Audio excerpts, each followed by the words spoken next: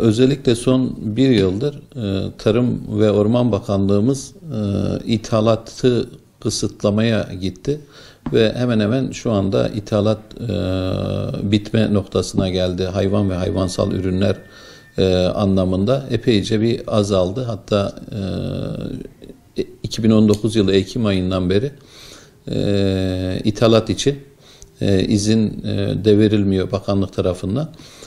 Tabii bizim hep söylediğimiz bir şey var. Özellikle ithalatın olmaması lazım. Niye olmaması lazım? Üretici para kazanırsa hayvan sayımızı artırırız yani. Para kazanmazsa bu sektörden çekilir. Dolayısıyla ithalat olmazsa özellikle hayvan ve hayvansal ürünler para ederse üretici üretimi artırır. Dolayısıyla bizim de ithalat kapısını açmamıza gerek kalmaz. Bu anlamda bakanlığımız özellikle son dönemlerde bunu doğru bir şekilde uyguluyor. İthalat izni artık vermiyor. Ve dolayısıyla tam tersi küçük miktarlarda da olsa özellikle son bir yıldır başta da Türkiye'de Gaziantep olmak üzere ihracat başladı. Özellikle küçükbaş hayvanda. 2019 yılında Gaziantep'ten özellikle Arap ülkeleri başta olmak üzere yaklaşık Gaziantep'te 123 bin küçükbaş hayvan, erkek hayvan ithal edildi. Dolayısıyla bu ne demektir? İhraç edildi. İhracatın olması üreticinin ürünün değerinden satılmasını, alternatif oluşturmasını sağlıyor. Bu da üreticiye daha fazla kazanç getiriyor. Kazanç olunca ne olur? Üretici üretimini artırır. Eksiğimiz varsa kendi üretimimizle bunu tamamlarız.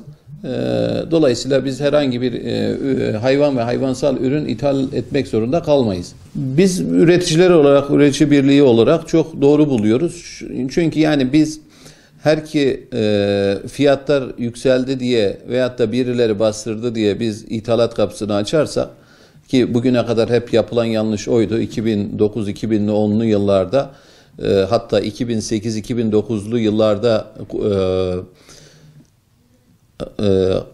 ülkemizde yoğun bir kuraklık olması neticesinde o dönemde özellikle küçükbaş başta olmak üzere belki hatırlarsınız 60 liraya 70 liraya koyun fiyatları düşmüştü ve üreticilerin büyük kısmı hayvanlarını ellerinden çıkartmak zorunda kaldılar ve dolayısıyla ertesi yıl ithalat kapısını açmaya başladık ve her geçen yıl ithalat gittikçe büyüdü. Rakamlar gittikçe büyüdü.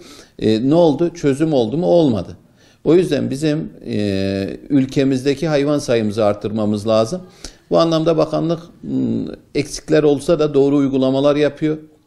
Özellikle 3. Tarım Şurası'nda Sayın Cumhurbaşkanımız Recep Tayyip Erdoğan da söylediği anlamda özellikle bizim hayvansal ürünlerle ilgili, özellikle et açığıyla ilgili sıkıntıyı çözmek için bizim küçükbaş hayvan sayımızın kişi başı bir adet olması için hedef 2023 yılında 83 milyon küçükbaşa ulaşmamız gerekiyor.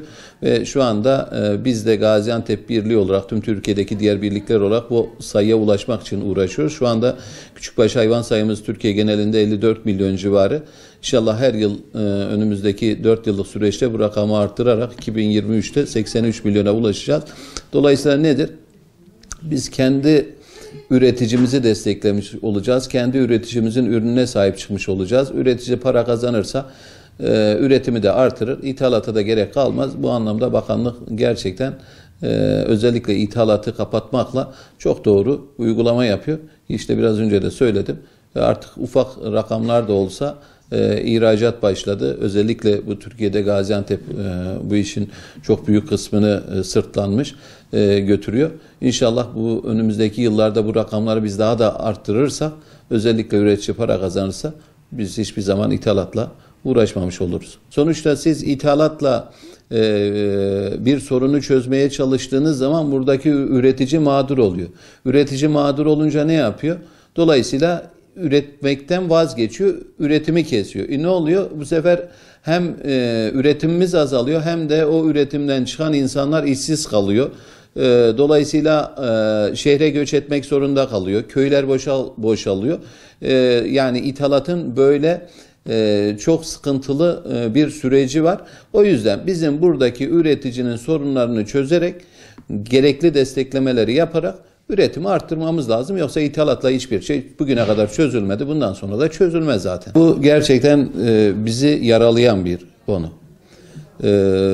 Bakanlığın bu anlamdaki işte konu uzmanı olmayan kişiler tarafından bu tarz açıklamaların yapılmaması için yapılacak bir engelleme çok doğru bir tespit. Bizi de çok yaralıyor. Yani maalesef isminin önünde profesör unvanı olan insanlar çıkıyorlar televizyona. Biri süt zararlı diyor, biri yumurta zararlı diyor, biri yoğurt zararlı diyor, biri et zararlı diyor, biri beyaz et zararlı diyor. Ve biz üreten kesimin temsilcileri olarak gerçekten çok üzülüyoruz. Üzüldüğüm şey de şu, profesör değiliz. Ama ben şunu çok iyi biliyorum, o isminin önünde profesör olan, ünvanı olan kişiler bile çocukken babaları, anneleri onlara süt içirmeden yatırmazdı. Onlara tavuk eti yedirmeden, yumurta yedirmeden, et yedirmeden, örnek veriyorum, onların gıdalarını o şekilde sağlarlardı. Yani yedirerek onları bugünlere getirdiler. Ama maalesef hangi mantıkla, kime hizmet etmek için bunu söylüyorlar onu da anlamış değilim. Ki hepimiz köylü çocuğuyuz. Ben de bir köylü çocuğuyum. Kendimi bildim bileli, özellikle çocukken köyde ekmek yoğurt yerdik ya. O şekilde büyüdük. Yani yumurta yiyerek büyüdük. Dedemi hatırlıyorum. Dedem yaklaşık 98 yaşına vefat etti. Bir gün doktor yüzü görmemişti. Dedemin tükettiği tereyağıydı, baldı, yoğurttu, süttü, ayrandı, hayvan ve hayvansal ürünlerdi. Bunların dışında başka o dönemlerde zaten hiçbir şey yoktu. Şu ankinden çok daha sağlıklıydı o nesil. Dedelerimiz öyleydi, babalarımız öyleydi. Ama bugün örneğin mesela hastanelere gidin, adım atacak yer yok. Niye? Yani yoğurttan mı kaynaklanıyor?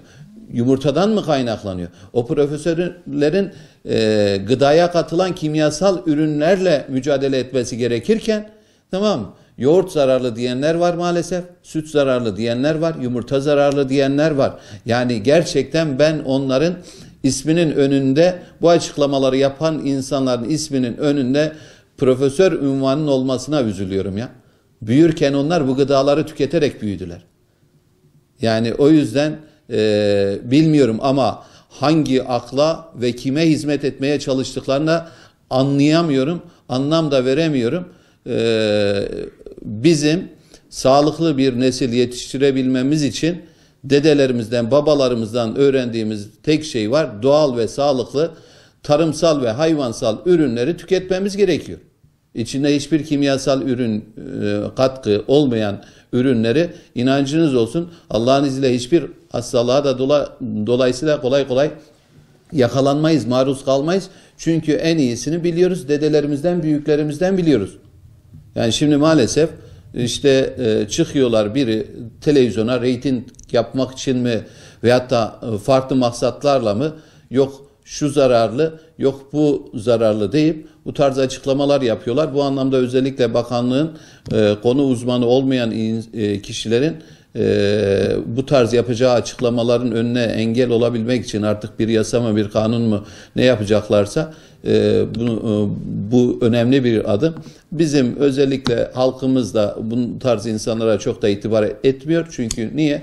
Biz biliyoruz ki halen her gün her akşam çocuğumuza sütünü içtin mi diyoruz.